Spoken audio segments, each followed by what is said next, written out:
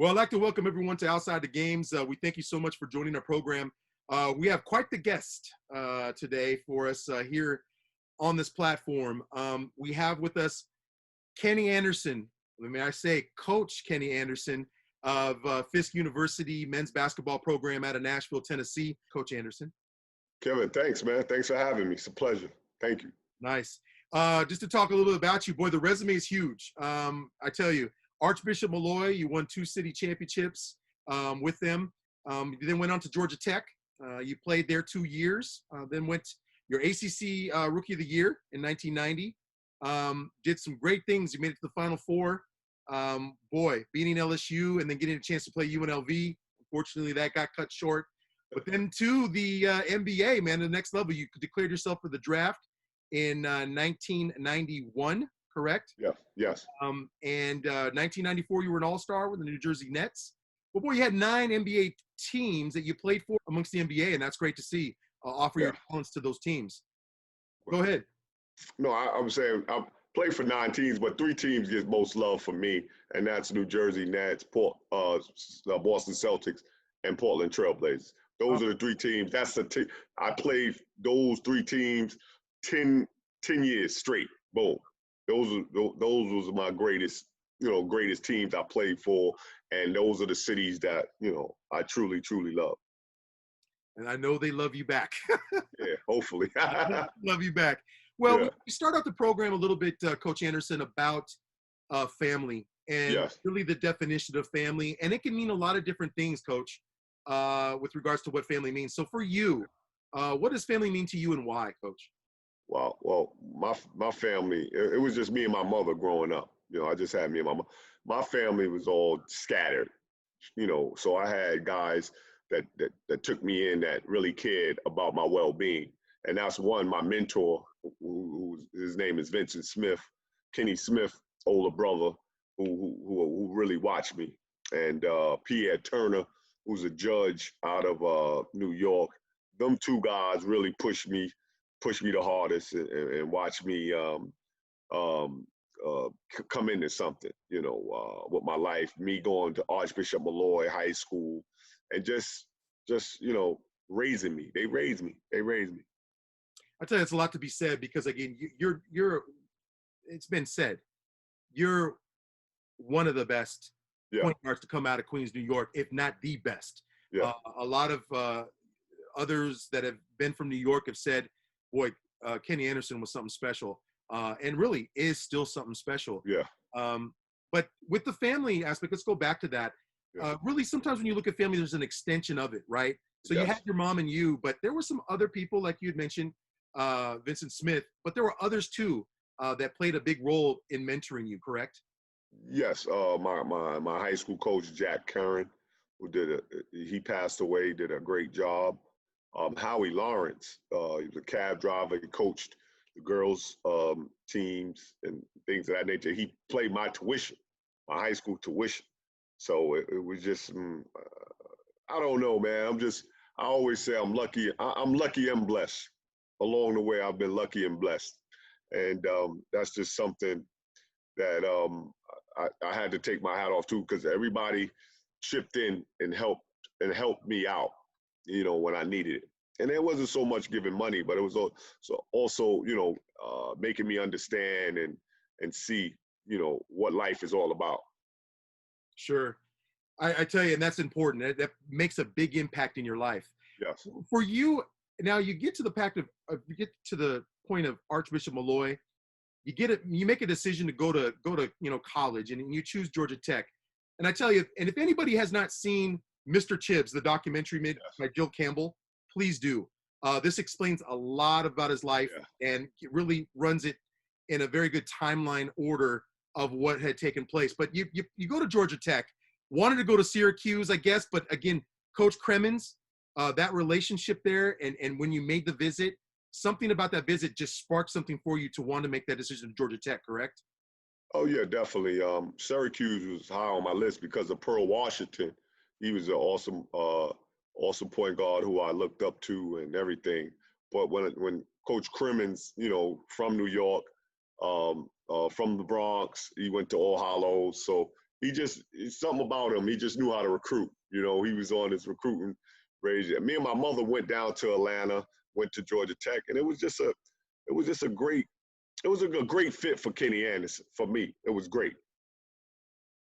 And with that, you had teammates there. Yes. How did you get along with your teammates, and who was your person that took you in on a tour? Sometimes they do that with some of those players. Yes. Dennis Scott, Brian Oliver, took me out. It was just awesome. He was there. Malcolm Mackey came there to Tech. We had a very good team my freshman year. In Atlanta means the world to me because I lived, in Atlanta. I lived after I left and went to school, I stayed in Atlanta. It was just, it was something about the South that just really, took a hold of me, and it then, just gave me that thrill, and I loved it. Coach Anderson, could you say also too that getting away from home was probably a little bit of a good thing for you? Oh, it was a good thing getting away from home for me, because my mother, I didn't really want to put no added pressure on her, being there in New York, in Syracuse. I thought it would have been too much. I believe in getting away and, seeing, seeing a different side of things helped me out a great deal. Coach, share with us a little bit about, we talked a little bit about the student athlete perspective, and especially the player and the person. You can't have one without the other. Outside the Games believes in both. In order to be a good athlete, you have to be a good student. What was it like at Georgia Tech? Could you explain to me a little bit what your student athlete experience was at Georgia Tech? And how important was it to be good? Because at Archbishop Malloy, you even said in the documentary on Mr. Chibbs that, school didn't come too easy. You had to really work at it. How was it on college level? Because I don't think the documentary went to too much detail about that as far as the college level and what that from Archbishop Malloy High School to the college level of academics. How was that for you? For me, it was my freshman year. See, I worked extremely hard through Malloy. I had tutors and things of that nature, and I had a program that I worked for 4 years. I would leave, get up, I would get to school like 7:30, and I would leave and go home at 9 o'clock at night, because after practice, I was tired, but I had done my homework because practice was at 3 o'clock. So I had did I went to the library and I'll do all my homework and my study habits and things of that nature, in the library. And then I would practice at 3 and boom. No, we practice at 4, 4 to 7, and I'll go home. And that's what that was my pattern, every day for 4 years. So, when I got to college, it was sort of my freshman year was sort of like my junior year in high school. So it picked up. It picked up after my sophomore year. I was like, whoa, Georgia Tech was getting very difficult. But that wasn't the reason I left. I had a chance to leave school and be 1, 2, or 3 in the draft. And I had to leave, and then I had to go back to school and pick up where I left off at at St. Thomas, where I lived. My family lived in Florida. I graduated, college, St. Thomas University, 2010. That's when I graduated. So it was very difficult though. But I've always had that knack of when I didn't know something, ask my students, ask the student, I always, and this is the thing, the smartest person in the class I would ask, hey, you have a minute? Could you go over something with me after class? Or can I talk to you? Could you tutor me after this? I always did. And that was something that, I got from Vincent Smith, my mentor. He said, hey, ask the smartest kid in class to give you help with certain things you don't know. And that's what I did. Something that you hit on that, I think that's very important because a lot of times with even student athletes, they're not vocal. They don't say anything. They don't speak up. And so what happens is that's almost like that child left behind. I mean, in that sense. But also, let's go back to the aspect of making the decision to go to the NBA draft.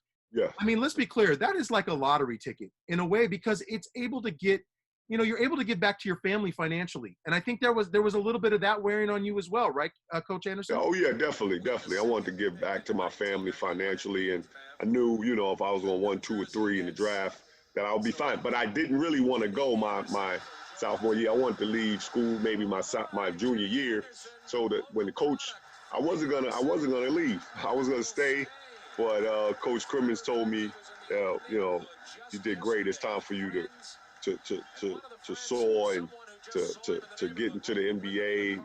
You're gonna go one through five. He said. You definitely gonna go 1 through 5. You should go ahead and make that jump. And I wasn't sure. I wasn't sure because I love school. I love where I was at. I love Georgia Tech. I love the faculty and everything. I was fine, but I wanted to make, and this is what my whole thinking was. I wanted to give my mother a home. I wanted to give my mother a home, and I didn't want to have her no more problems for the rest of her life. And she didn't until she passed away. She had 20 great years. And it was a blessing. It was a blessing that I done it. You know, when you said something about that point of, in the documentary, it does talk Yeah, about this. And I like to go back to the documentary yeah, because I think it's a yeah, very big piece that I want people yeah, to see with Mr. Chibbs. But there was something said that many people were telling you in high school that, hey, you're ready for the NBA now. yeah, And you were like, no, no, no, no, no, I'm not ready yeah. for the NBA yet. When did it hit you that you were ready? I mean, you found out that you were going to be a number 1, number 2, number 3 pick. But do you think that as a student athlete, it was good for you to have that college experience and then go to the draft? Yes, definitely. For me, student athlete, and I was being hey, I was being a kid, man. And it's great to be a kid. You know what I'm saying? And that's nowadays these young men are just hurrying up. They want to play basketball. They want to make it to the league so quick. And I just, I was a kid, man, and I was living the dream in college, and I felt good about that. I didn't feel like I was that it was gonna go, that I needed so much time to make it to the NBA. I was like, that's give me some time. I'm just warming up here in college, and that's what I chose to do. But I'm listening to my college coach, Coach Crimmins. He knows the basketball world a little better than I knew. So that's when I said I'll decide to leave. I want to give an analogy to that. It's kind of like the same thing with one of your kids saying, you know what, I want to move out on my own. I want to live Yeah, my own life. I want to be independent. But they don't realize the fact that, hey, you got bills, you got water, you got utilities, you have things that you have to be responsible for. It's kind of the same thing when in college, when you go to the NBA, it's a business. And I remember in the yes, documentary, yeah, you did mention that now I got attorneys, I got lawyers, I got yeah, the money becomes now, where's it going to go? yes, yes. Where it's gonna go, it can be a hassle, and it can be a headache, and if you're not ready for it, that's what happens. And I don't, you just want to play basketball, and you just really can't just play basketball when you make it to the NBA. You're a business now, so you got to handle yourself appropriate, and you live and learn. And I've learned, throughout. I think my first 4 years just playing basketball, and then I became a professional. About my fifth year, you become a professional, and that's what you have to do to take care of your family, and on that professional level, and that's what I did. And then you get into declare for the NBA draft Yeah. um, in 1991. Yes. And I tell you, what an experience, because you're around a lot of your peers. I know Terrell Brandon from Oregon over here. He went to Grant Yeah. High School in Portland, Yeah. University of Oregon, and he made it to play for the Cavs, got Yeah. drafted by them. So there was good guards that were drafted. What was it like to see some of your peers there in that draft? And was that quite the experience that you could remember? Oh, it was great. Greg Anthony from UNLV, Larry Johnson, Stacey Ogman, Matumbo, Terrell Brandon, all those guys. To make it is just a wonderful thing, and I knew our families was going to be, taken care of now, and that's basically what we was playing for. to one, not only playing basketball, the game that we love, but to make it so we could take care of our family. So it was awesome. So you go to the NBA, you're playing for New Jersey. Tell me what you remember when you first showed up to New Jersey. I mean, showing up to play and get ready for camp and all that.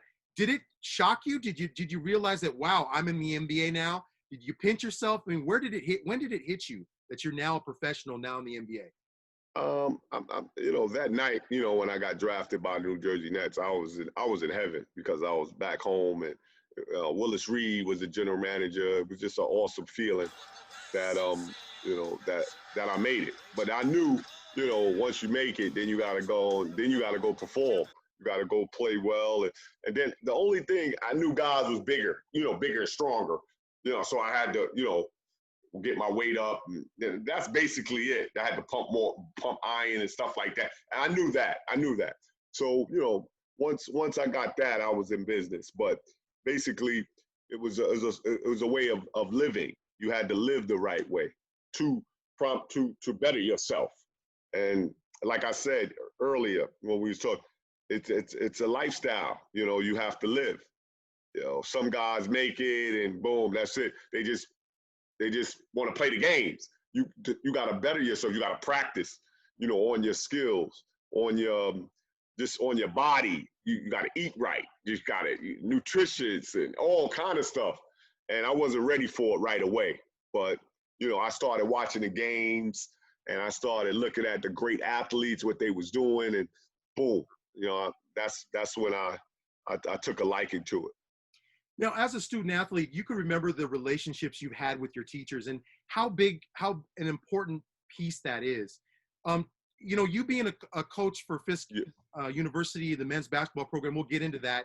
But for having that relationship with these teachers, how important was that for you to have that communication with your teachers and have that great relationship with them?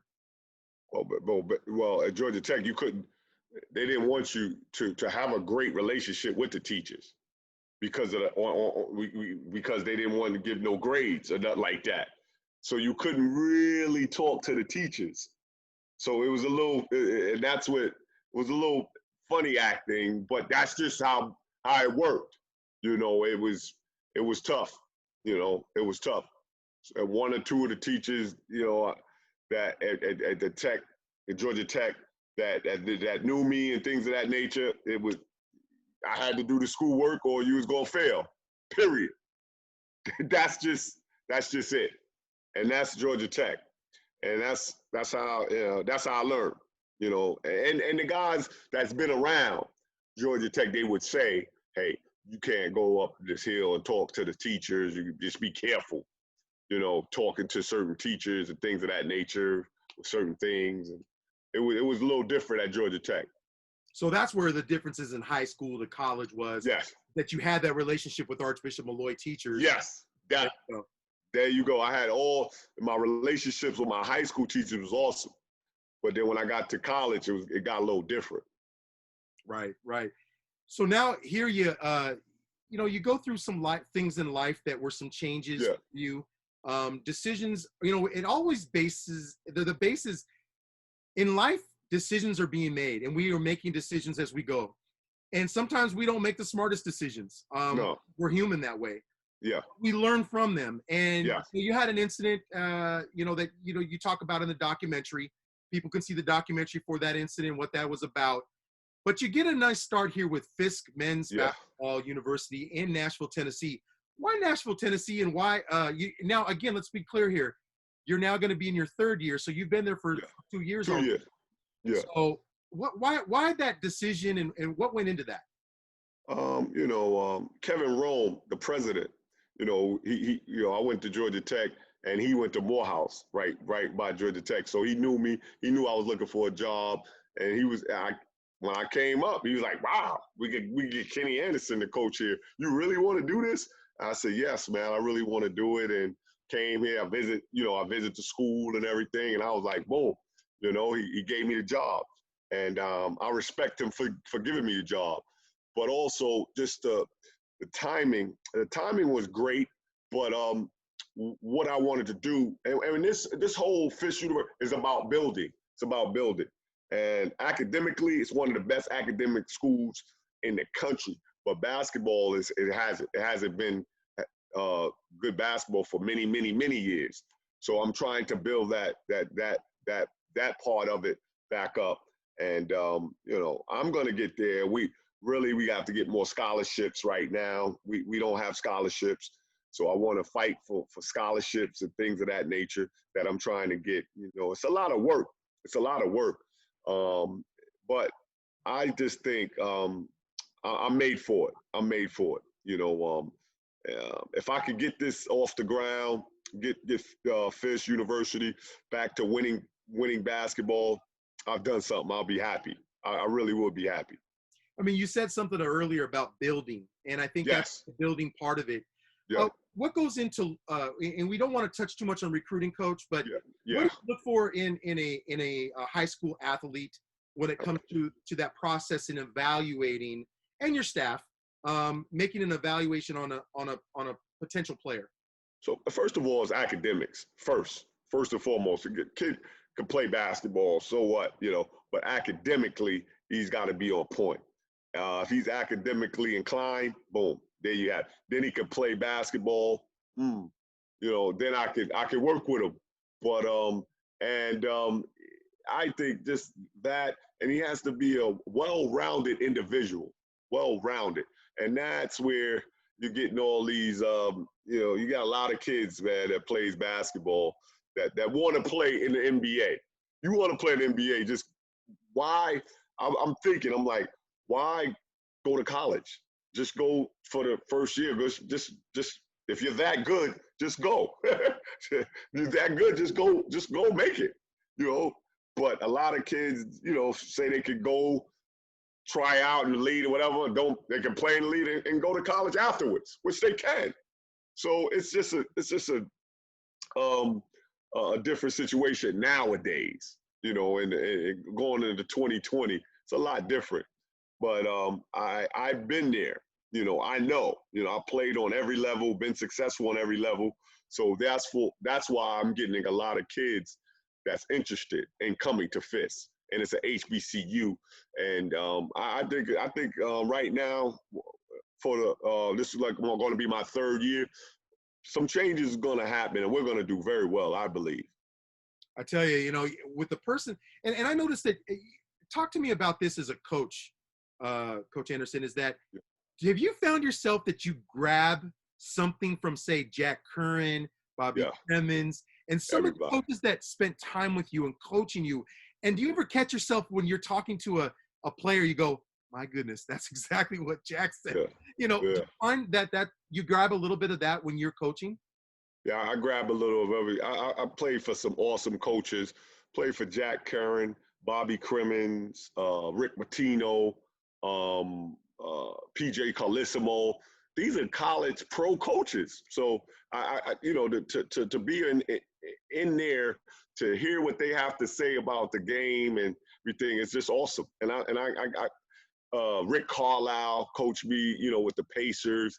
Nate McMillan coached me, with Seattle. So basketball is I know basketball is out the window, man. Now it's the other things in life that I can teach those young men, and that's what I'm trying to get across to them. And do you find it that your experience and what you've gone through, have you noticed that there's been moments within your basketball program in which you were able to lend some information to them and saying, like, this is what happened to me, in this certain situation in my decision making? Have you found that they really listen to you and really get to understand where you're coming from? I think some of them listen and some of them don't, because it's just young, and you go through it. When you're young, and then it's young. Then it's how you've been. Not a lot of kids is how they've been brought up. I'm getting here 2 years ago. I got here, so they was living with their father and their mother. That's how they've been brought up, man. So you just got to keep telling them, and then in a lot of cases, they don't know who I'm really. And then they read up about me. They be like, wow, you Kenny Anderson. "Are you Coach Anderson?" They come to practice and they like, "Yeah." Oh, I get it now. I get it what he's trying to say. So it takes time. It takes time. But most of the kids, you know, we'll get them. We'll get them. We'll help. I'm just trying to help. That's it. And take me through a little bit. How is your staff that you assembled? How is it going with your staff and how you guys work together? And So this staff, my staff, I couldn't, get I got Coach Russell Atkins is my assistant, and Coach Booker. Those are, and he's doing it for free, Coach Booker. So it's really just, NAIA is it's a different animal. So I just pay, and I could just pay one other assistant coach. So it's just me and Coach Russ is just, we at it with the young men, and it's great. But it takes time. It's going to take time. Very small school. We got about 850 kids at our school. So it's private school, HBCU, like you said, Fisk University in Nashville. And so basketball was down so many years. So now I'm trying to bring it back up, So, hopefully, I can get it there. And not to say that a player can't come in from a small school. We have evidence of that in the NBA with Scottie Pippen from Central Arkansas. Yes. Dennis Rodman out of Oklahoma. Right.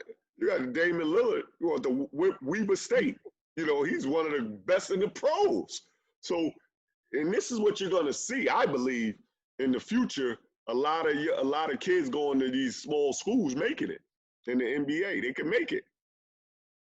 And it's something to be said. I think there was somebody, and again, I don't want to go into, like I said, recruiting, but there was a player that had made the decision to want to go to a black college because of what's been going on in the scene right now with the incident. He's going to Howard. Yes. So I forgot his name, and it's great. It's great for HBCUs right now at this moment, and everybody, it's a blessing. You come to HBCU, you learn a lot more, with your culture, everything. So it can be great. It can be great. We talked about Georgia Tech University, what it was like with the teachers. How is it? Give us a glimpse, especially if somebody's looking to want to go to Fisk University, they play basketball and they want to say, I want to place for Coach Anderson and the coaching staff there. I want to get to know more about the school. Take us through what the school at Fisk University is like. I mean, is there an open door with the teachers? A little bit different than what Georgia Tech was, to have a relationship with those professors. Yeah, take me through that. What it's like there at Fisk. It's a really small school. So therefore you have, classrooms, you can go in and you can talk to the professors there. You can and this is great from a small to big school. If you don't like a large school, you go to a small school and you can really get, what you're looking for in a small school. You go in, you could talk to the teachers, you could get, information from them right away.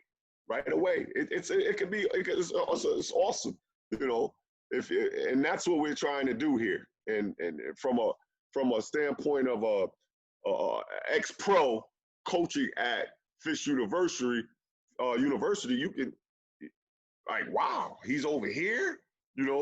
I can teach you some things.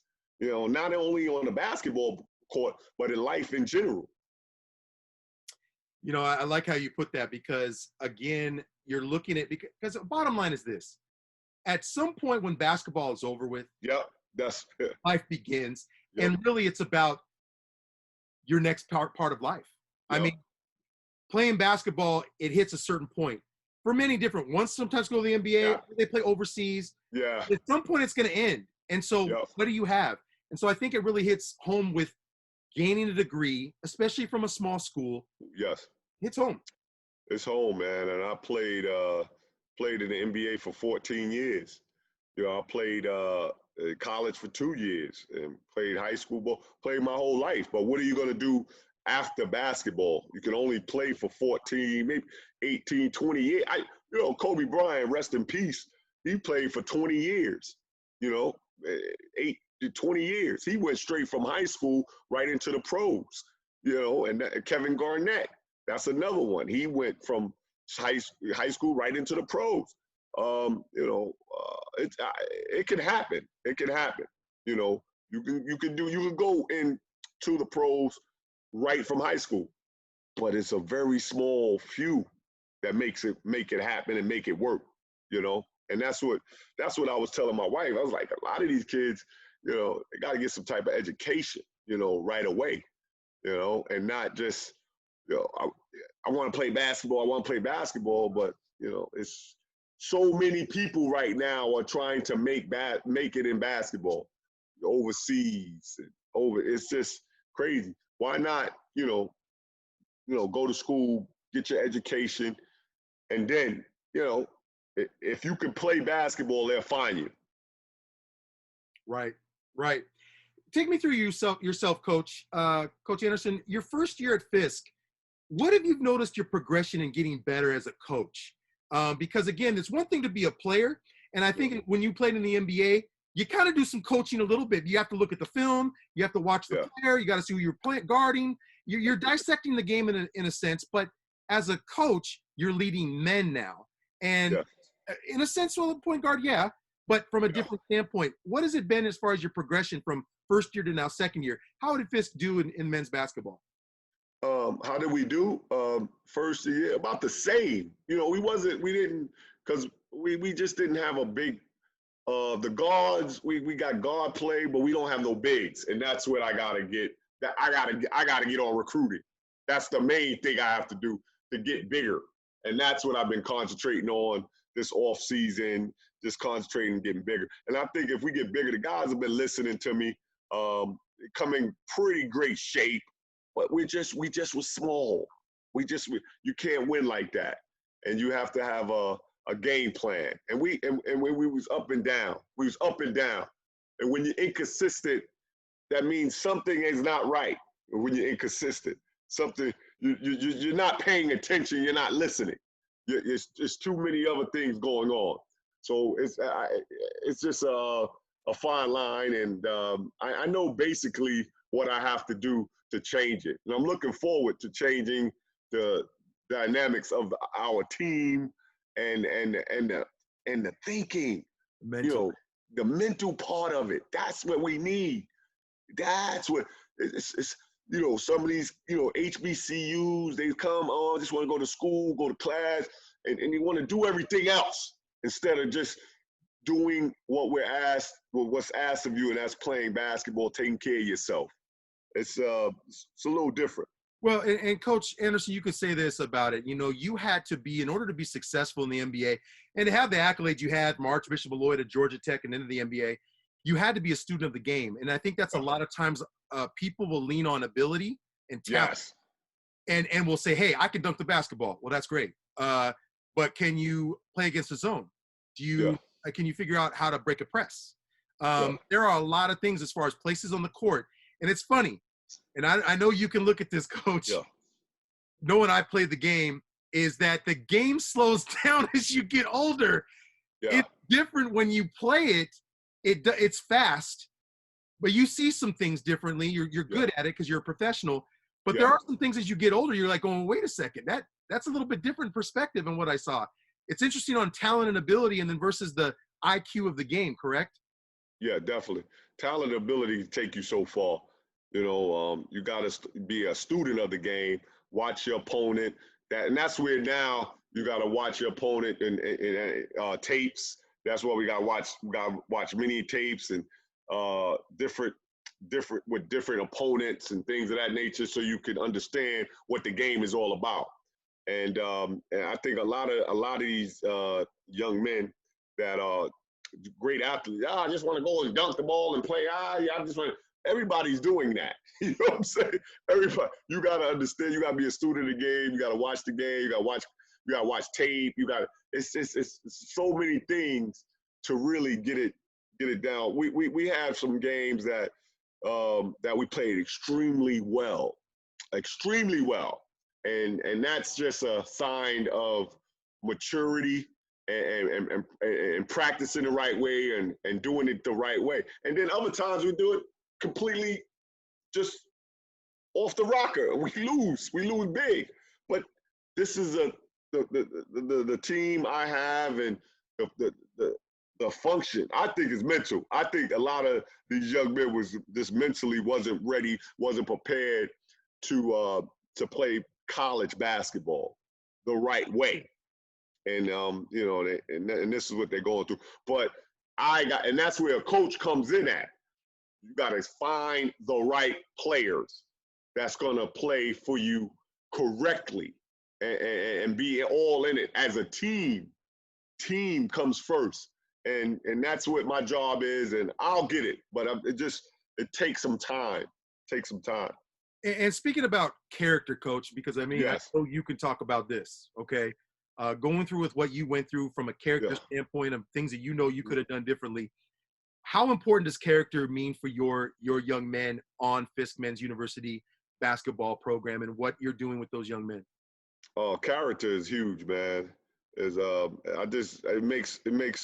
makes all the difference in the world. You know, you to come in and not just on the basketball court, but just in the classroom. Just how you treat your students, the other students, how you treat the coaches, the players. Everything goes in it as one, and it's just huge. It's huge. This character is that's what I'm looking for. You know, those young men whose character is on point. And that's what we got to get. And we got a few of them guys, you know, they want to play well. They want to do this. They want to do that. But it's about the character. I believe so. And that's huge. Well, I tell you, if you're just joining us on our program, this is Coach Kenny Anderson, former NBA basketball player. Again, he's been in the league for 14 years. He's a former Georgia Tech alum. Played for Bobby Cremins. He also is from Archbishop Malloy High School in Queens, in New York. I tell you, we wish you the best. Here at Outside the Games, we wish you the best at Fisk Men's basketball. And I know that you're going to find those players and be successful at whatever you do. We appreciate you very much. Oh, man. Thanks, man. Thanks for having me. It was a pleasure. It was a pleasure. And all my people in Portland, you know, I wish I would have been there longer. You know, I can say that now. I was only there a year and a half. I wish I was there a little longer to show my appreciation, but I love y'all. Thank you. Oh, I appreciate you very much, Coach, and I know they all love you too as well. Yeah. We do want to give a shout out to Jill Campbell. She was the director with you that worked with Mr. Chibbs. Folks, if you haven't checked out that documentary, please do, because it does open up your eyes to a lot of things. And let's be clear about something. This isn't a documentary that's sugar-coated in any way, shape, or form. Coach Anderson, it's the real deal. I mean, there's a point in there that Bobby Cremins says, Kenny, can you hold the basketball for a second? I told you to get there to that play. I mean, he's putting you on blast. It's not the perfect situation where, we catch Kenny Smith and doing something. I mean, there are times in that documentary where, again, we're seeing the real thing in what you're going through and your emotions that are in regards to, you know, because you did say to me, this documentary would not have been made if your mom was still alive. And you did say something. No, my mother I wouldn't have did a documentary. But just some of the things that had to be said in the documentary was very moving, very strong, and I don't think she could have dealt with it. And if she was living, I probably wouldn't have did the documentary. Yeah. So if you haven't seen the documentary, folks, do check it out. It's on Amazon Prime. You can definitely purchase it. Well done, Jill Campbell, and especially Kenny Smith and some of these ones, Dennis Scott. Tiny Archibald, Dennis Scott. It was great, man. Yeah. It's a great cast of people that's in it. And again, a lot of the longtime friends you have, and it takes us back through your journey through high school, through college, and then the NBA. And let's be clear, it's all about relationships. You can be as a father, as a son, as a friend, a mentor, whatever it is, you're going to see in this documentary on all levels of what you should do and what you shouldn't do and how you can make a difference, right? Yes, definitely. It's big time documentary. If you haven't, you should see it and you get a whole feel. I don't like to tell everybody about it. Just go see it, man. Go see Go it. see it. All right. Well, thank you so much. We appreciate you, Coach Anderson. Give our love to Fisk men's basketball team and the program. Let them know that Outside the Games really cares about them and yes, thank you. Successful as you two coaching the staff out there. Thank you, and I will definitely. All right. Thank you.